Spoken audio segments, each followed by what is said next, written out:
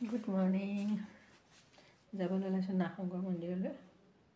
গৈ পাই কি ক'ত পাৰোঁ দেখাম। মনটো খুব বেয়া লাগি আছে, সেইটো কাৰণে ভাবিলোঁ মন্দিৰ দৰ্শন কৰি আহোঁগৈ। যেতিয়া মনবোৰ বেয়া লাগে তেতিয়া এষাৰ কথা আছে যে ভগৱানৰ ওচৰত যাব লাগে আৰু তেখেতৰ ওচৰত গৈ চাকি বন্তি দিয়াৰ পিছত মনলৈ শান্তি আহে। শুনিছোঁ আৰু আগৰ আমাৰ আইতাহঁতে কোৱা। গতিকে মোৰ মনটো আজি দুদিনমানৰ পৰা খুব বেয়া, সেইটো কাৰণে ভাবিছোঁ ভগৱানৰ ওচৰলৈ যায় চাকি বন্তি এগছ দি ভগৱানৰ ওচৰত অকণমান বহি আহোঁগৈ, মনটো যেনে শান্তিয়ে পাওঁ। আৰু পিছৰখিনি কি হয় আপোনালোকক গৈ তাত দেখাম। এয়া আমি মন্দিৰ বুলি আহি আছোঁ ৰাস্তাত, আপোনালোকে চাই যাব দেই।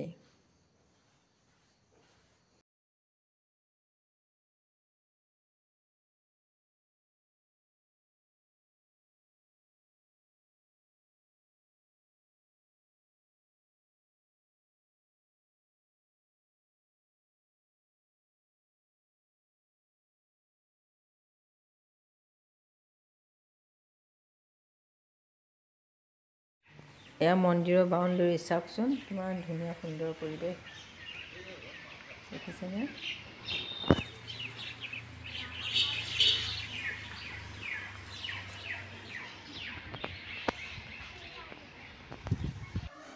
চাওকচোন এয়া নাগশংকৰ মন্দিৰৰ ভিতৰৰ ভাগ দেখিছেনে?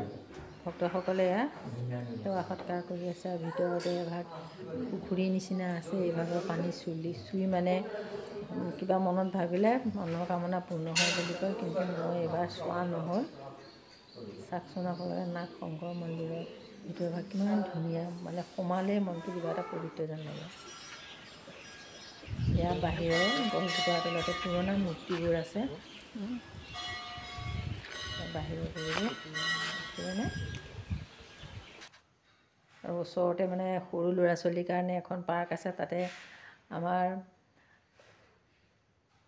অসমৰ গৌৰৱ এশিঙীয়া গড় আছে আৰু সৰু ল'ৰা ছোৱালীবোৰে খেলিব পৰা কিবা কিবি বস্তুবোৰ আছে। চাওক কিমান ধুনীয়া লাগে দেখিছেনে? মোৰ ল'ৰা দুটা খোজকাঢ়ি আছে, সিহঁত দুটা।